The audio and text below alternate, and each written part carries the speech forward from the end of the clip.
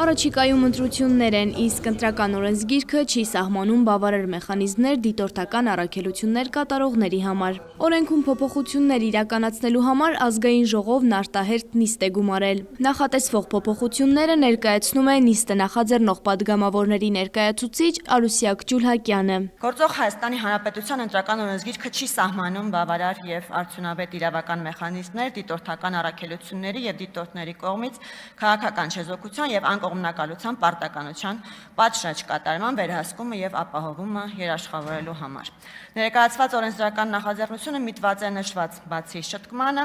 ընտրական գործընթացների նկատմամբ չեզոքության, թափանցիկության եւ իրավական կանխատեսելիության ամրապնդմանը։ ԱԺ պատգամավոր Վահագն Ալեքսանյանի մոտ տպավորություն է, թե Հայաստան դաշինքը դուրս է եկել քաղաքականությունից։ Սիրելի Հայաստան դաշինք, հարգելի գործընկերներ, ես ճիշտ եմ հասկանում, որ դուք քաղաքականությունից դուրս եկեք, ես ասել են դուք դուրս եկեք քաղաքականությունից։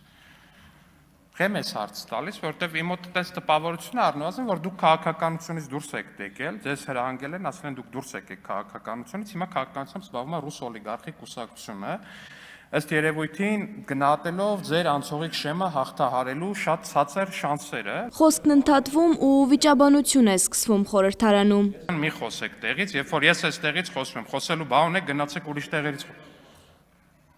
Ես կորոշեմ ինչ մասին եմ խոսում։ Դուք չեք կարող որոշեք, ես ինչի մասին խոսում ձեզ։ Կգնաք Ռոբերտ Քոչյանին, կասեք ինչի մասին ինքը խոսա։ Ամբողջ տրամաբանությունը հուշում է, որ ձեզ ասել են դուք քաղաքականությունից դուրս եկեք, մի խոսեք, մի երևացեք, դուք ընդդիմադիր դաշտի ռեյտինգ եք իջացնում, ձեր փոխարեն հիմա ձեր մյուս թևը պետք է զբաղվի քաղաքականությամբ ռուս օլիգարխի կուսակցությունը, ռուսական օլիգարխի կուսակցությունը։ Եթե այդպես է, ասեք իմանանք, եթե այդպես չի, էլի ասեք իմանանք, բայց բոլոր փաստերը առնվազն տանում են նրան, որ այդպես է եղել, այդպիսի որոշում է կայացվել, ձեզ էլ ասվել է, դե դուք էլ կատարող մարդիկ չեք կարող չկատարել։ Այսպես կոչված ուժի զորով օրենքում փոփոխություններ են անում։ Ընդդիմությունը տալիս է իր մեկնաբանությունները։ Մեծամասնությունը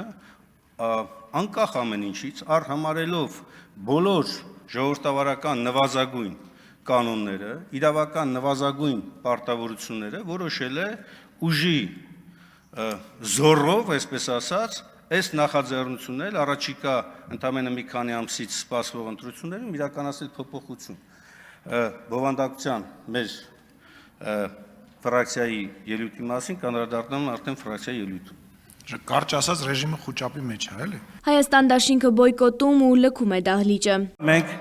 հետևաբար չենք մասնակցում այս քննարկմանը։ Շնորհակալություն։ Ալեն Սիմոնյանն էլ ներկայացնում է ընդդիմության բացակայությունների ցուցանիշները։ Ազգային ժողովի գումարումից էսկոմ 4.5 տարվա ընթացքում ունեցել են 244 նիստ եւ օրինակ պարոն Իշխան Սաղաթելյանի այսօր 100-րդ հոբելարական բացակայությունն է։ Շնորհավորում ենք։ 244 նիստից մնացածինը կհրապարակեմ, ճիշտ է մնաց պատվերով ամեր չի կհրապարակեմ, գնայեք 48, 40 բացականեր, այո, բոլորը լավն են բացակայության առումով։ Նիստը շարունակվում է։ Արուսյակ Ջուլհակյանը ներկայացնում է ինչպես է գործնականում կիրառվելու օրենքի փոփոխությունը։ Դիտորդական կառույցները պետք է գործեն այնպես, որ չազդեն ընտրությունների արդյունքների կամ քաղաքական մրցակցության վրա։ Դիտորդները չպետք է հանդես գան որպես քաղաքական դերակատարներ եւ պարտավոր են խուսափել ցանկացած վարքագծից, որը կարող է ազդել ընտրողների կամ ընտրական մարմինների վրա։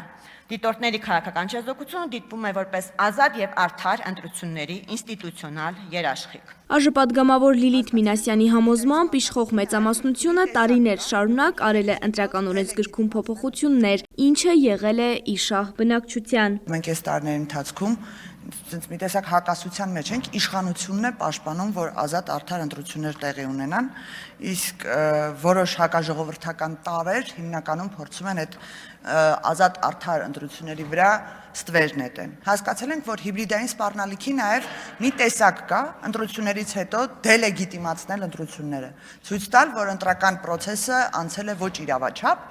անիմաստ աղմուկի միջոցով։ Ապացույցներից մեկը օրինակ այն է, որ դիտորդական առաքելություններից մեկը պարբերաբար այցելում էր ընտրական տեղամասեր եւ այն ցուցակները, որոնք որ հրապարակային են եւ հրապարակված են Կենտրոնական ընտրական հանձնաժողովի կայքում, հրապարակում էին, թե իբր նրանք հայտնաբերել են ցուցակներ, հիշելով հին ժամանակների ցուցակների խնդիրը հասարակության մոտ տպավորված լինելու